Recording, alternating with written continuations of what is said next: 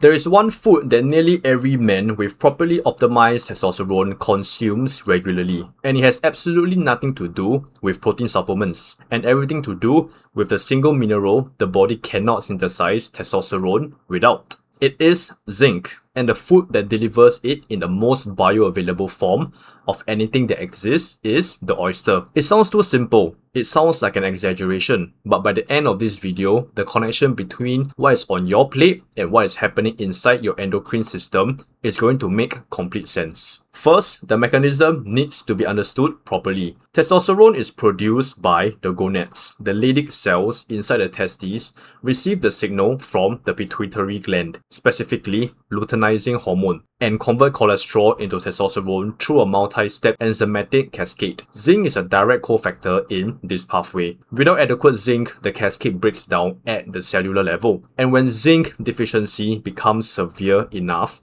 the gonads themselves begin to shrink. This is a documented clinical condition called hypogonadism. The organs responsible for producing testosterone literally reduce in size because the raw material is not there. This is not a fringe claim. This is established endocrinology. Now think about how many men are walking around zinc deficient without any idea.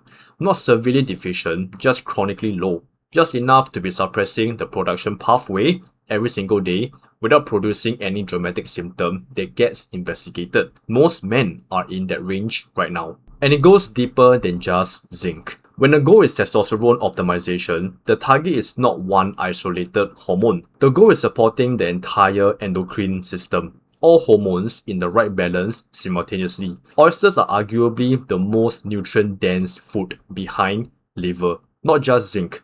Bioavailable zinc and copper in the correct ratios, B12, iron, vitamin D, B6, omega-3 fatty acids, choline. Every single one of these fits a different point in the hormonal production chain. Miss enough of them consistently and the entire system underperforms regardless of whatever else is being done.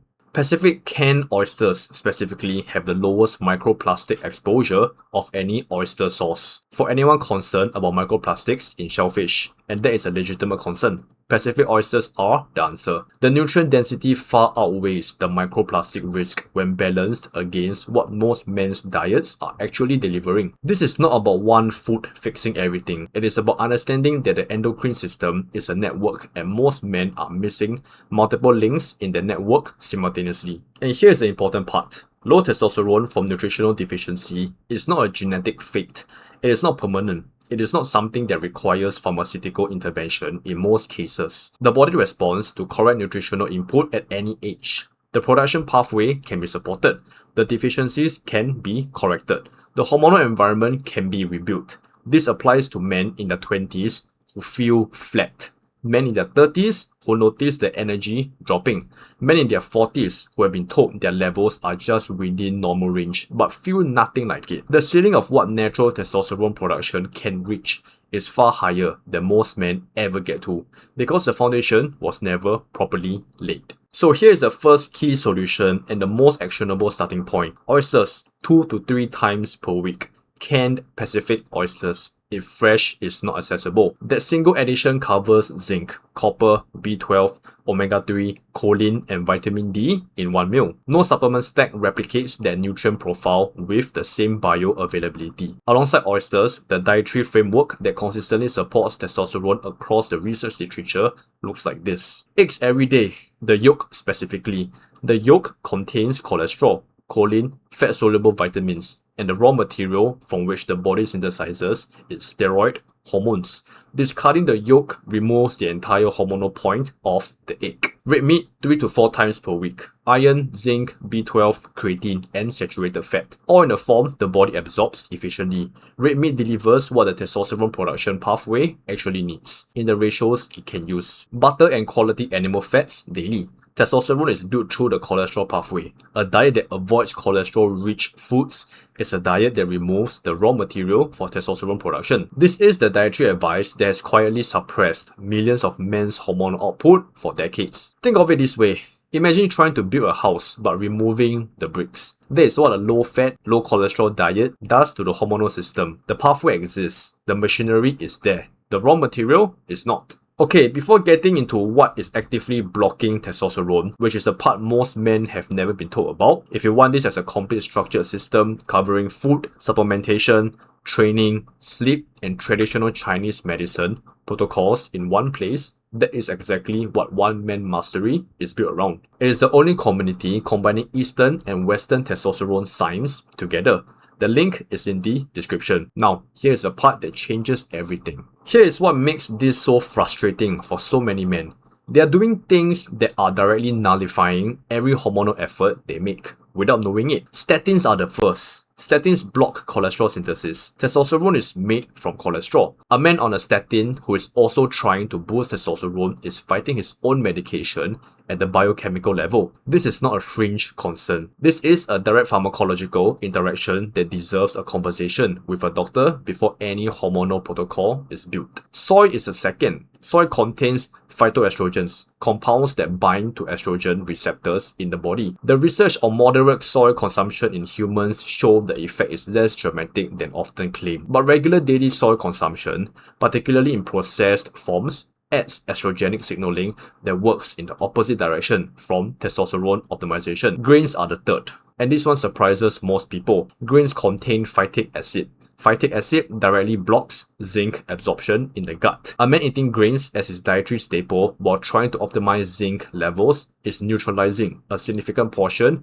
of whatever zinc he consumes. The oysters, the supplements, the red meat, all partially blocked before they even reach the production pathway. Low stomach acid is the fourth. Hydrochloric acid in the stomach is required to absorb trace minerals, especially zinc. Men on antacids, proton pump inhibitors, or those experiencing chronic heartburn, GERD, or acid reflux are showing signs of low HCl. Low HCl means low zinc absorption. Low zinc absorption means the testosterone pathway is throttled at the intake level, regardless of what is being eaten. Sugar and refined carbohydrates are the fifth. Excess sugar spikes insulin, drives chronic inflammation, and shifts the hormonal environment away from testosterone production. This is not a novel claim. The data consistently shows that men with higher sugar intake have measurably lower testosterone. Body fat is the sixth. The more fat tissue carried, particularly around the abdomen, the more aromatase activity the body runs. Aromatase is the enzyme that converts testosterone directly into estrogen. Every unit of abdominal fat is a conversion reactor running continuously in the background. This is why fat loss alone produces measurable testosterone improvement, not just because of caloric restriction, but because aromatase activity falls as fat tissue reduces. Stress and sleep are the seventh and eighth. Cortisol and testosterone exist in direct opposition through the HPA and HPG axis. Chronic stress raises cortisol and suppresses the signal that tells the testes to produce testosterone. Each hour of sleep loss causes approximately 6 nanograms per deciliter of testosterone. Men sleeping 5 hours per night show 10 to 15% lower testosterone than men sleeping 8 or more. Remove these blockers first. The dietary additions compound on a clear pathway. They cannot overcome a pathway that is actively being throttled from 6 directions simultaneously. And it goes one layer deeper than most men realize. Exercise and testosterone follow the same hormonal pathway as growth hormones. When growth hormone rises, testosterone tends to follow, and growth hormone is produced during sleep, not during the training session. The training session provides the stimulus, sleep provides the output. This is why the man who trains intensely but sleeps 5 hours is chronically suppressed. He is generating the demand signal but denying the body the recovery window where the hormonal response actually happens. The protocol that consistently shows the strongest testosterone response in the research is high intensity, shorter sessions with structured recovery. Vigorous training 3 to 4 times per week under 1 hour per session. Past 1 hour at high intensity, cortisol spikes and the hormonal benefit begins to reverse. The dose is the point. And here is where the Eastern framework completes the picture. What traditional Chinese medicine describes as kidney yang depletion is the same biological state the Western research is measuring as chronic testosterone suppression. The kidney system in TCM governs the adrenals, the reproductive hormones, the vital drive of a man. The herbs used to support it, yin yang huo, tu xi zi, du zong, have been studied and found to act directly on the HPG axis and on the Leydig cells that produce testosterone. East and West are describing the same system through different languages. The man who understands both is working with the complete picture. Everyone else has half of it. So here are the final specific actions to take starting today. Add canned Pacific oysters 2 to 3 times per week. Do not overthink the preparation. Open the can, eat them.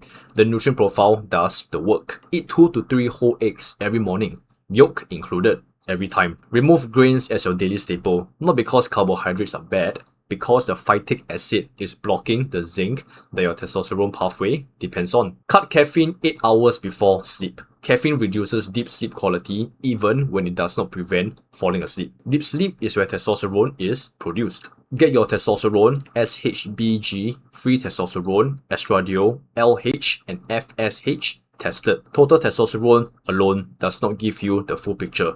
Free testosterone is what your cells actually use. Get both. And if you're on antacids or proton pump inhibitors, have the conversation with your doctor about HCl and zinc absorption before anything else. The absorption problem upstream will nullify every downstream effort. Men who have gone through this process, addressing the blockers first and then building the nutritional and supplemental foundation on a clear pathway, consistently report the same outcomes. The energy that had quietly disappeared starts returning. The training starts producing results it was not producing before. The blood work reflects the change. The physical composition shifts. The drive comes back. Not from injections, not from expensive stacks, from removing what was blocking the system and giving it what it actually needs to produce. If you want a complete structured system covering the dietary framework, supplementation protocol, Eastern herbs, blood work guidance, training structure, and sleep optimization, all of it phase by phase in one place, that is One-Man Mastery, the only community combining traditional Chinese medicine with Western testosterone science. The link is in the description. Come in and build this properly. Feel better, look better. That is where it starts.